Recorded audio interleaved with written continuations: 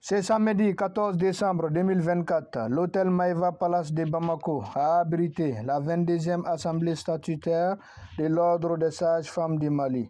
Le thème choisi pour cette année, le rôle de la sage-femme dans la réduction des décès maternels et infantiles au Mali.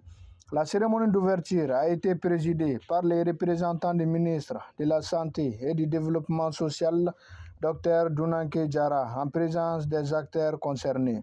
C'est le lieu pour moi de remercier l'ensemble des sages-femmes qui, pour la pratique de leur métier, font preuve d'une réactivité diligente face aux complications.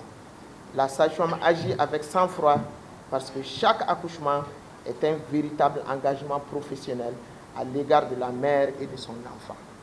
Cependant, mesdames les sages-femmes, le revers de la médaille est que la qualité dans l'accomplissement de l'obligation médicale, aussi bien dans les établissements de santé publique que dans les établissements de santé privés, montre que cette réactivité n'est pas aussi diligente qu'attendue par les citoyennes et les citoyens. Peut-être par incompétence ou par négligence, ou dans tous les cas par manque de respect pour la femme enceinte et ou la parturiente.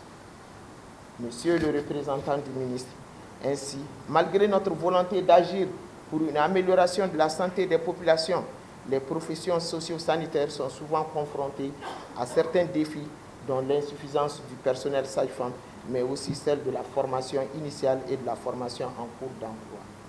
L'exercice illégal de la profession de sage-femme est un écueil supplémentaire aux solutions adéquates duquel nous sommes en train de réfléchir et pour lesquelles, monsieur le représentant du ministre de la Santé, vous avez un rôle prépondérant. Nous vous assurons que l'ordre jouera utilement son rôle de sentinelle de la vigilance morale aux fins de réarmement moral nécessaire au redressement de la situation inquiétante que nous traversons.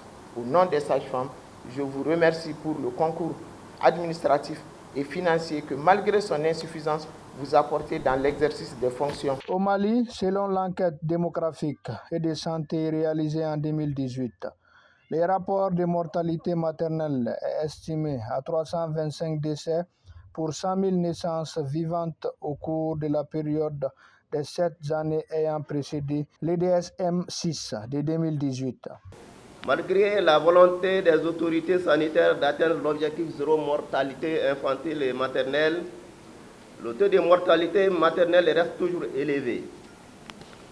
Selon un récent rapport des Nations Unies, toutes les 2 minutes dans le monde, une femme meurt de complications liées à la grossesse ou à l'accouchement.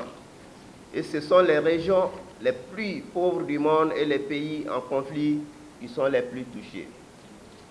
Au Mali, selon la 6e enquête démographique et de santé, le taux de mortalité maternelle est estimé à 325 décès maternels pour 100 000 naissances vivantes.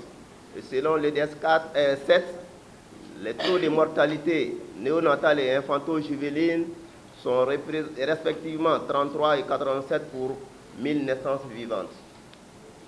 Pour inverser cette tendance, les défis à relever restent énormes, notamment en ce qui concerne la couverture du pays en personnel de santé qualifié et l'accès à la consultation prénatale. Mesdames et messieurs, chers participants, le thème principal est retenu pour cette 22e assemblée, à savoir le rôle de la sage-femme dans la réduction des décès maternels et infantiles au Mali, prouve à suffisance votre engagement dans la lutte contre la mortalité maternelle et infantile. C'est le lieu donc pour moi de remercier l'Ordre des sages-femmes pour son efficacité et dévouement malgré l'insuffisance des ressources financières. Cela témoigne votre volonté manifeste à avancer les choses et obtenir les résultats. Et le ministère de la Santé et du Développement social s'engage à s'investir pour une répartition rationnelle des sages-femmes sur l'ensemble du pays et l'amélioration de leurs conditions de travail. Appel à des sages-femmes, engageons-nous pour la réduction des taux de décès maternels et néonatales au Mali.